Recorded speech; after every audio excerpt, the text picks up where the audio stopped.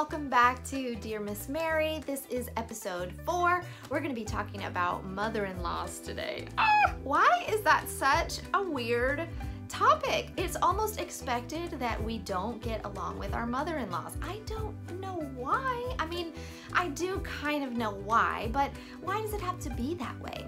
Well, it's funny because this all actually started with a conversation that I was having with some of my high school girlfriends when we reconnected last year, and I was just mentioning that I was so excited that my mother-in-law was coming to help me recover from my surgery and to help me with the kids, and she kind of just takes over the house. And I'm like, gosh, I just miss her so much. I'm so grateful that she's coming.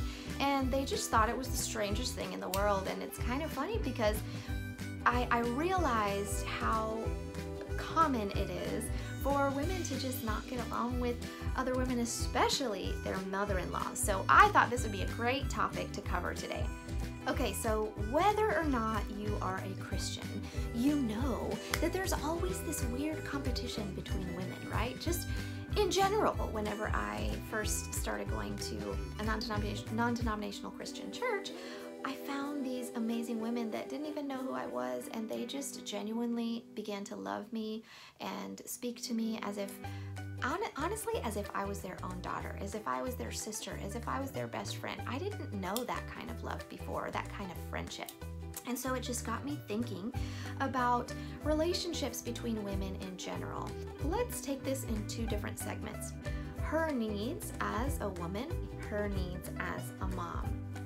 Okay, so let's take the first segment. What does she need as a woman? Now, if you're a woman, you know that your greatest need is to feel loved, to feel wanted, to feel needed, to feel important, to feel valuable. And it's important for our spouse and the people in our lives, our best friends, to help us feel that way. It's our love language, and we want to know that our lives matter. And the people in our lives love us and appreciate us and want us in their lives, right? So our greatest need as a woman is to feel needed and to feel loved, to feel secure in our relationship.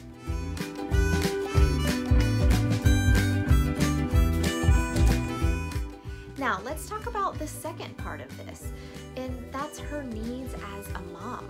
You are pouring out your blood, sweat, and tears for however many years, whether it be 18 or 35, that you are doing everything that you can to make sure that your child is healthy, is successful, is happy, is peaceful, and a productive member of society, right? So, and your desire is, as a mom, especially as a mom of boys, is to actually have him choose a good girl, a girl that you like, a girl that you could possibly love, a girl that will help him continue to grow and become the man that he's destined to be.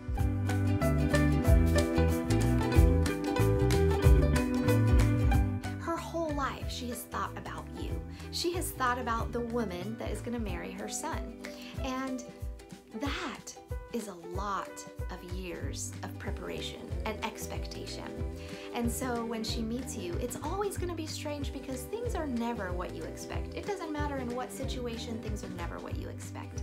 It might work out and you might click from the beginning and things might be wonderful, but for the most part, it takes work and it takes time, just like a marriage, just like a friendship, to be able to bond and create a relationship with your mother-in-law. It is your job as the daughter-in-law to work just as hard for that relationship.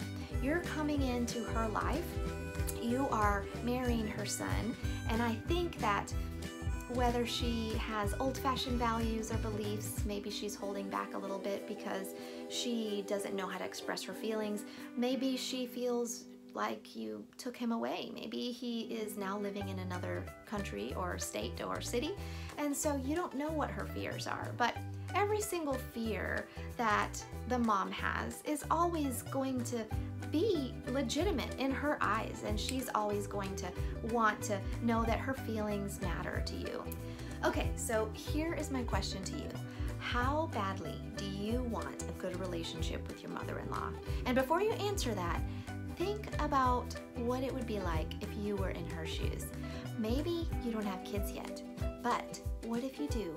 What if you have a sweet boy or two, and one day you know that they are going to be married off to a woman at some point in their lives, and you have no control over it. How would you feel? How would you want to be treated by the daughter-in-law? Would you want her to love you? Would you want her to appreciate you? Would you want it to feel like she was your daughter too? So here is what I propose to you. 2 things. Number 1, make an effort to be her friend.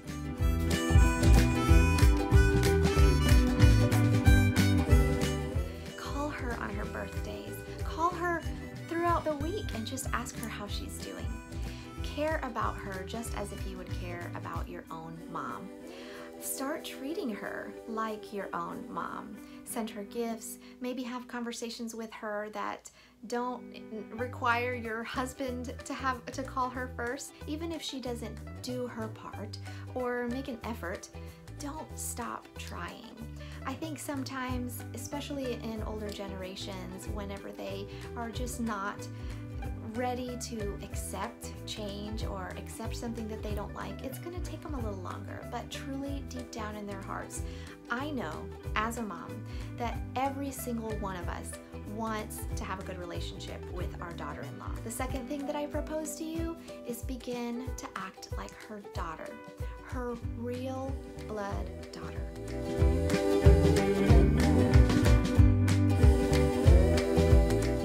Now, when you do this, this is something very special that might come after the friendship starts, or you could actually take this as the approach to create a friendship.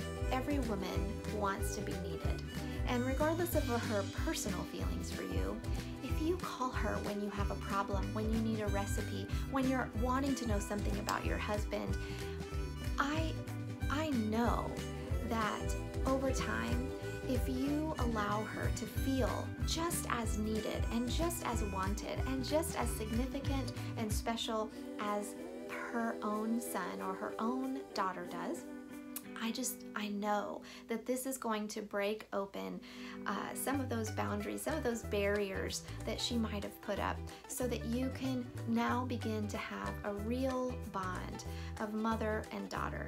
Now, this is something so beautiful and so special, and thankfully I have gotten here with my mother-in-law. We argue and I can tell her absolutely anything, and I think that that's one of the reasons why we have such a good relationship.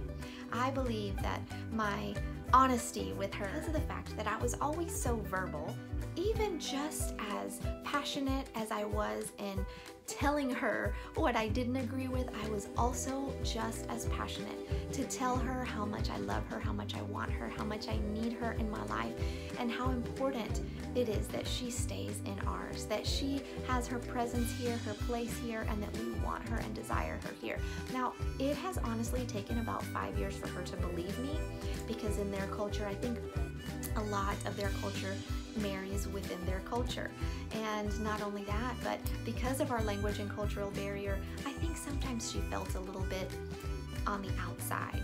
So one of the most special things and significant things that you can do is make sure that she feels loved and she feels welcome and she feels accepted in your family, in your home, and in your life. So I hope that this helps, because honestly, there is nothing that will bring you more freedom than the truth. So if you have something that you want to talk about, if you need to iron out some differences, the best thing that you could do is to talk it out. Be completely honest and deliver the truth in love.